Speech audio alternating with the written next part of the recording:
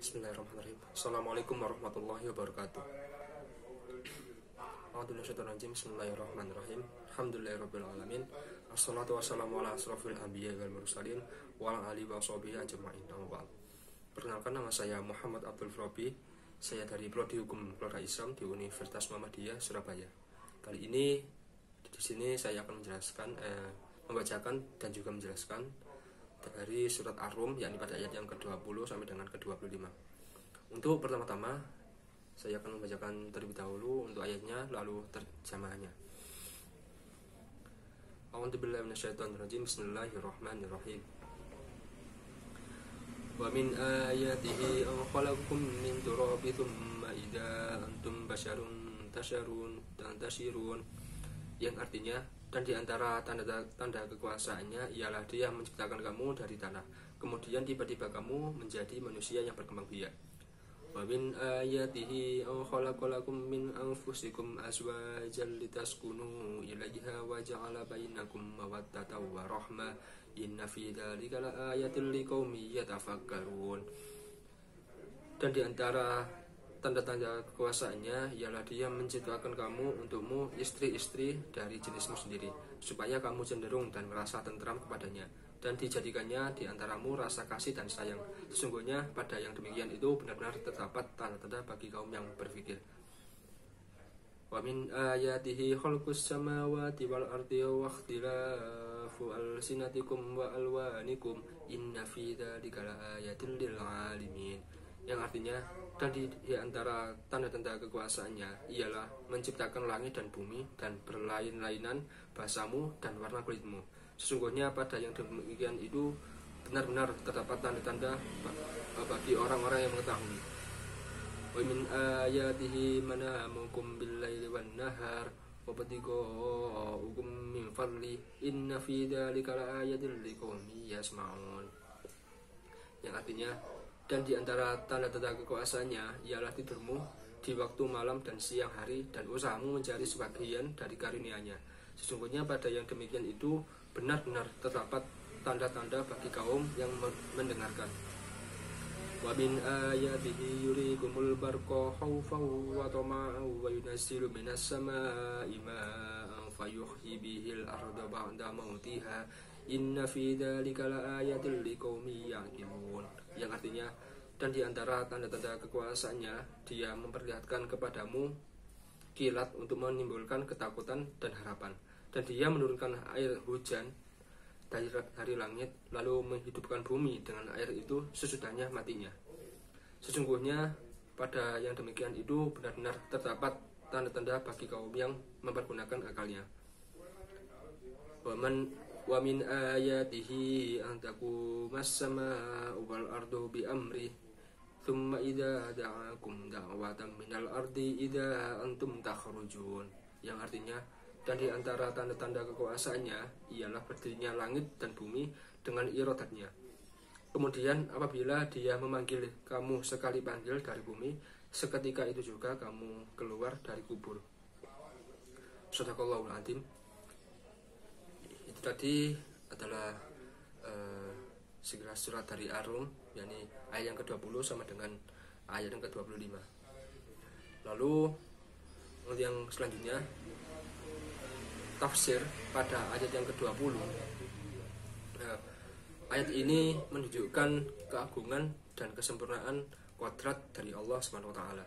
Pada ayat ini menegaskan bahwa manusia diciptakan dari seripati tanah, kemudian berubah menjadi mani, kemudian berubah menjadi lempengan-lempengan darah, kemudian berubah menjadi lempengan-lempengan daging, kemudian Allah menciptakan tulang dan membentuknya sesuai bentuk manusia dan membungkus tulang tersebut dengan daging. Kemudian Allah menimbulkan ruh, maka bayi pun bisa melihat dan mendengar. Kemudian dia kemudian dia keluar dari rahim ibunya dalam keadaan kecil, tidak punya kekuatan dan sedikit bergerak. Kemudian seiring bertambahnya umur, maka semakin kuat dan ruang geraknya semakin luas, sehingga mampu membangun kota, melakukan perjalanan di bumi, lalu menaklukkan lautan, mengelilingi dunia, dan berusaha untuk mengumpulkan harta. Mereka diberi akal pikiran dan semangat, pemikiran dan ilmu, menciptakan manusia dengan segala kelebihannya.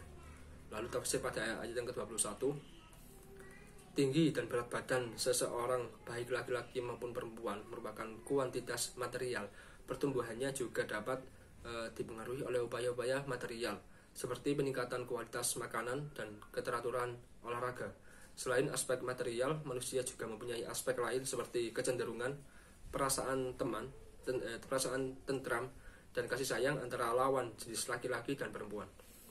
Dari sebagian tanda kekuasaan Allah adalah Allah menciptakan pasangan bagi manusia dari jenis manusia juga, bukan dari jenis jin atau hewan lain. Karena jika Allah menciptakan pasangan dari jin atau hewan lain, tentu tidak akan ada rasa tertarik di antara keduanya, tetapi justru akan saling menjauhi.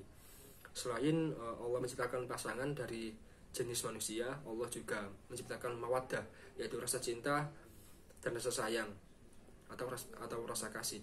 Karena seorang laki-laki menikahi perempuan bisa karena rasa cinta kepadanya, sayang kepadanya karena memiliki anak darinya, atau karena sang istri membutuhkan suami untuk biaya kehidupan, atau karena senang kepadanya. Hal ini tentu saja merupakan tanda kekuasaan Allah yang sangat agung bagi orang-orang yang berpikir.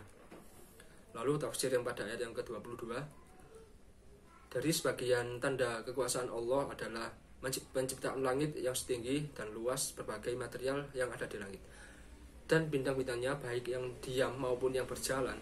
Allah juga menciptakan bumi yang direndahkan dan besar, serta material yang ada di atasnya seperti gunung-gunung yang kokoh, lautan, daratan, hewan, dan juga pohon-pohon.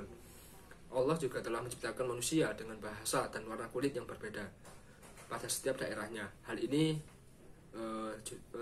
merupakan tanda kekuasaan Allah bagi manusia sebagai makhluk yang memiliki akal. Lalu tafsir yang pada yang 23, dari sebagian tanda-tanda kekuasaan Allah adalah Allah menidurkan kalian pada waktu malam dan siang agar kalian istirahat dan sedikit bergerak, sehingga hilang rasa jemu dan lelah. Allah juga menjadikan kalian menyebar dan melakukan berbagai pekerjaan dan perjalanan pada siang hari untuk mencari karunia Allah sebagai sumber kehidupan. Semua ini merupakan tanda-tanda kekuasaan Allah bagi kaum-kaum yang mendengar. Lalu tafsir pada ayat yang ke-24,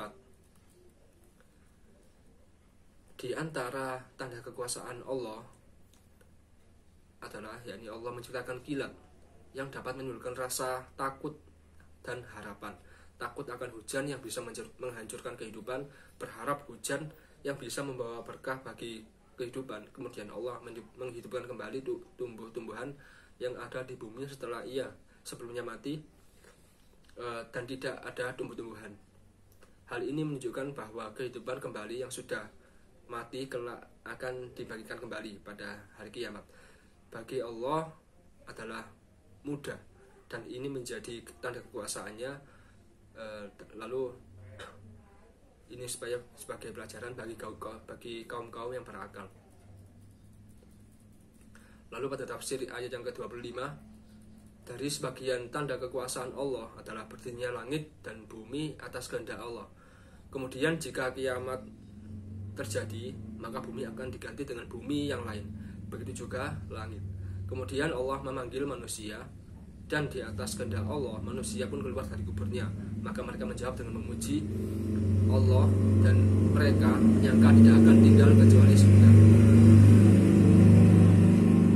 Lalu asbab nuzul Ar-Rum pada ayat ke-20 sampai dengan 25. Dalam Al-Quran dan tafsirnya, surat Ar-Rum yang berarti bangsa Romawi, surat ini terdiri atas 60 ayat dan termasuk golongan surat Makkiyah.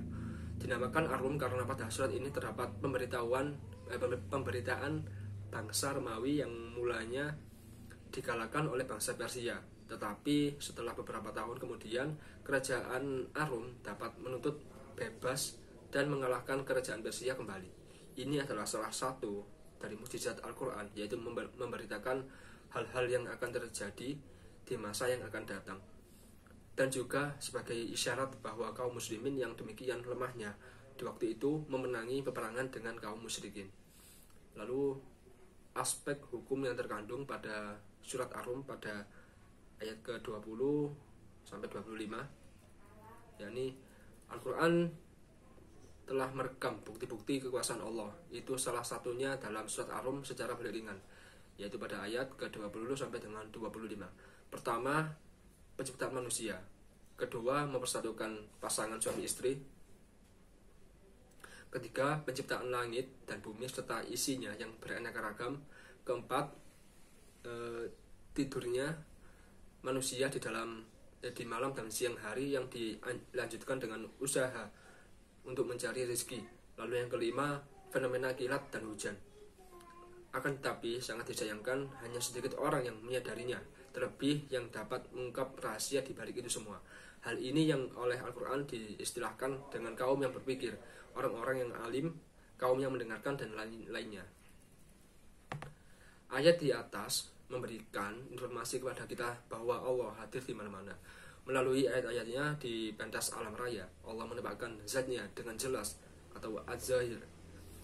Tetapi secara bersamaan dia juga al-batin, yakni yang tersembunyi hakikat zat dan sifatnya, bukan karena tidak jelas namun karena terlalu jelas sehingga mata biologi manusia tidak dapat menjangkaunya.